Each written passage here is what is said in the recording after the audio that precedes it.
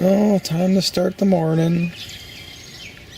The only two things that I've got planned right now is this is some leftover garlic that I bought at the farmer's market, and I was just going to eat it all because I really don't have a lot of space to start another garlic brand, but I think I'm going to find some spot back in the food forest to plant these just to add a little more resilience to my stores.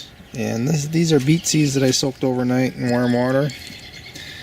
I'll drain that water off and plant them. Might be just a couple weeks early to plant beets, but we've had very nice weather and I've got a lot of seeds, and the idea is if we can even get a dozen of these to go, we'll have early beets to eat. Yeah, oh, and then we can drink some coffee.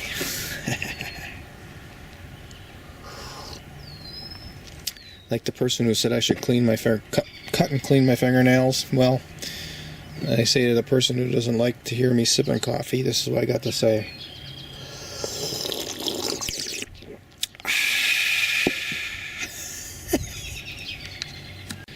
I've got these clumps of garlic growing all over the yard, and it was garlic that I planted back in 98 or 99, and I stopped gardening for a while, and I just didn't pick it. And that's what happens to it when you don't harvest it in the late summer, and then you divide it out and you replant the best cloves and everything else you eat. But I didn't harvest this, and I got this all over the place. So sometimes I wonder to myself, why am I even planting garlic? I got plenty, but they're smaller when this happens because they're competing, and then they're a little more hassle to clean them up. You see, I just dug a big clump here. What I'm doing now is I'm going through some of this. This is the wild part of my backyard here. Look at the World Wildlife Fund had me inspired to build brush piles. Like, this is kind of apart from my growing areas. It's just a little strip here. That pallet fence is the property line. So I'm on my property, but it's just a little strip here. And the birds just love it. I mean, we need to have some birds here to clean up the caterpillars. But anyways, you see I got this garlic still growing all over the place. This is in deep shade underneath very large black walnuts. When these leaf out, I mean, there's very little sun gets in here, but these garlic, they keep existing. But anyways, I've been digging them out. I've been digging, you see all the fresh ground, I've been digging them out, and I'm going through and replanting them. I got some messes back here too, but I spend too much time on the internet, I gotta stop that.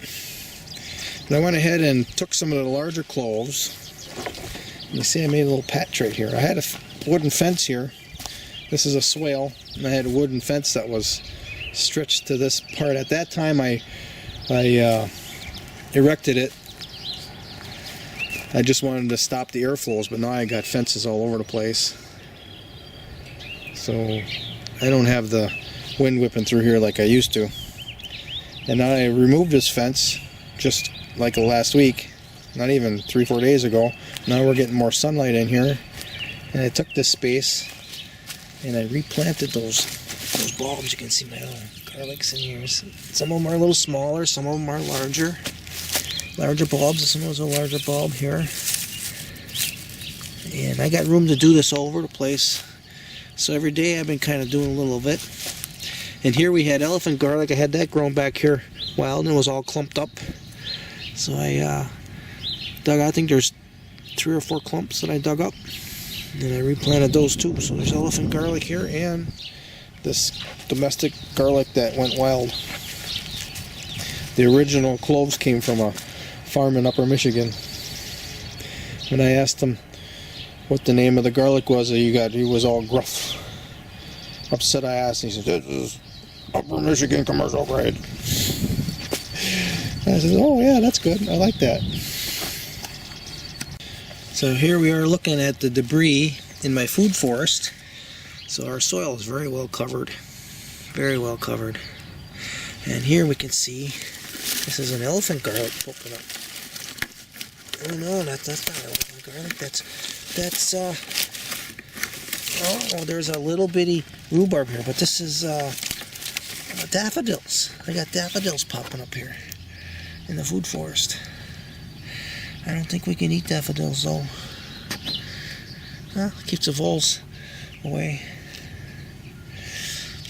I didn't look at it close enough. I thought it was elephant garlic at first. I replanted some of the larger cloves of garlic in these hollowed out log segments.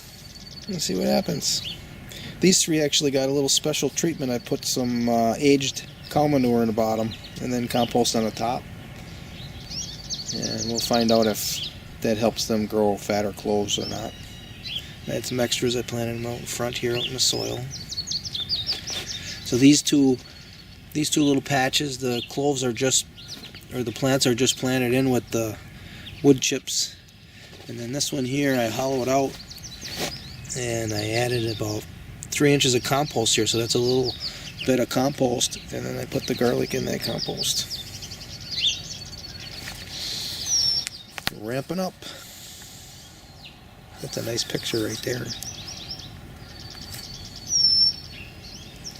Get back just a little bit more here. Here.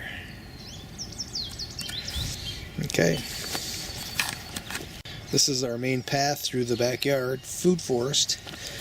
And I've been transplanting ramps. If you do it real early, when they're just shooting, they'll survive that. If you try to transplant them when they have big leaves, then they die back.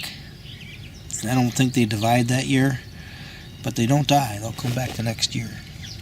I think I got this early enough.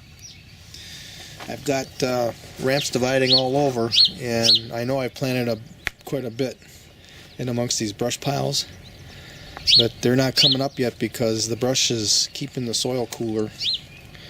The reason for the brush to keep the soil cool is so these fruit trees don't prematurely blossom and get frosted out. So here are some more ramps that I transplanted. So the idea is to have this path totally covered in crocus and daffodils and ramps. Get a little color in early spring to lift the spirits. Get us out here, encourage us to get the garden going.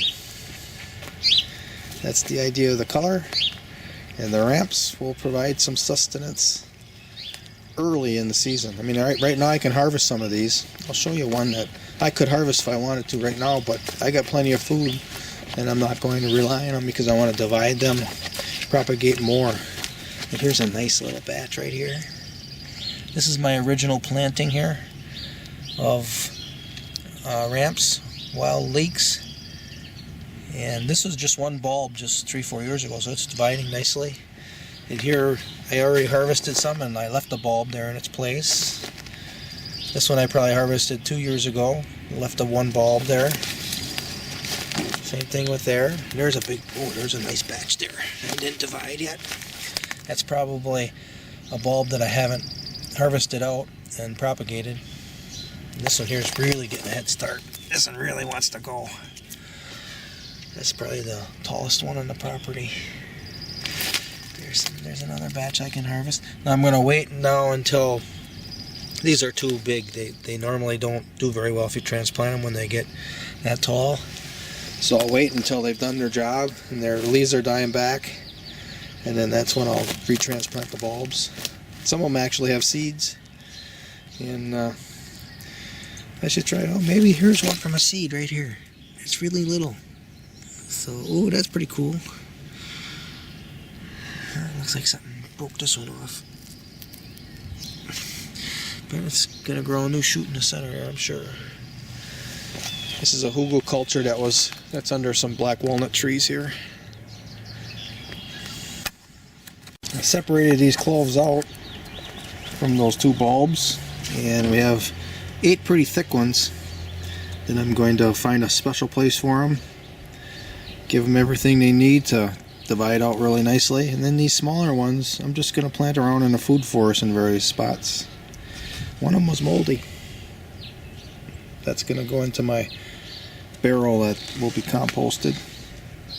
And I drained off the water for these beet seeds. Some seeds need a flash of light to germinate, and they're getting their flash of light now. So I planted this little circle bed with beet seeds.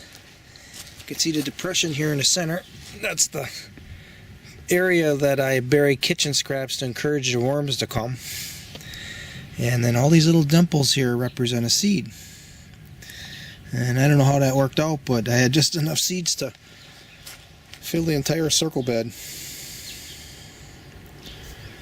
Now I'm going to take a little bit of compost and I'm going to sprinkle over top of those holes, fill them in, and this task is completed. I think I'm going to grow a couple of radish seeds in the center of this bed. I won't add anything until they've been harvested. So I'll take some of the straw here. I'll sprinkle a little straw over this bed. That's what I'll do. Yeah, that's what I'll do. And now I put a shovel full of compost over this. Well, almost. I left a little bit in here so I can show what 1-year-old compost looks like. Well, not quite 1 year old. I completed it at the end of May, but you can see this. It's pretty close to being 100% compost. I did add a little bit of soil when I made the beds. So being aged like this, there's probably some sort of advantage. At least there was a fellow that thought he knew everything, and he wanted to make a point to me on how I didn't. And he said something about some composition, how compost isn't really good when it's first finished. It's got to age for a while, like a year. So I don't know, maybe he's kind of right. I don't know, but I actually grow really good crops in fresh compost. He was probably talking more towards anaerobic than this aerobic material, but I don't know. I think he was just trying to tell me I wasn't that smart, and I don't view myself as particularly smart either. So maybe he's got a point. I don't know, but that's what I'm doing. Yeah.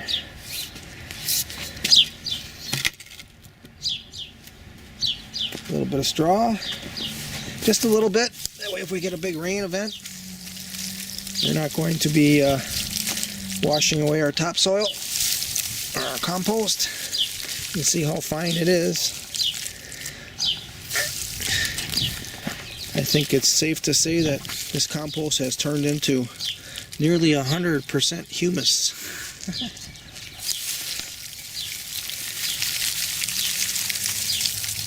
Yeah. Definitely got to get the high points of the compost because that's where soil will be eroded the most if you don't cover it. But now I got a nice covering there, and we're not going to be concerned. The other issue is we're going to have some sunny days coming up, and this will help keep the moisture in the soil. We're good to go. I've been growing tomatoes against this southern facing wall and trellising them up the compost sifter. And I'll probably do the same thing, but I'm going to add more potatoes, and potatoes can be predated on by voles. And I might add another component or two. I'll build this soil up maybe another 6 inches over what the bed is now. And this little bit of plastic coated hardware cloth is going to keep the predators out. Where's that bird? Where's that bird? Oh, there he is. That bird was digging in my garden the other day where I planted the black salsify seeds. I think there's 2 of them here. This year is just full of birds.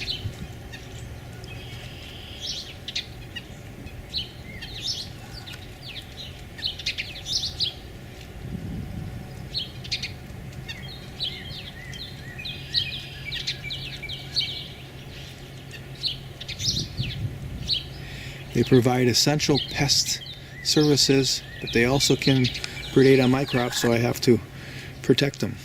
This is one way of doing it right here from the critters.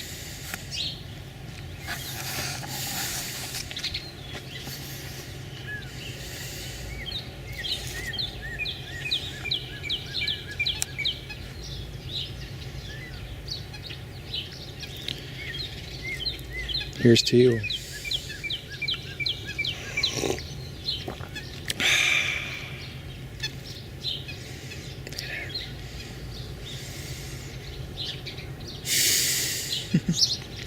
That's a pretty good picture, actually. I like that.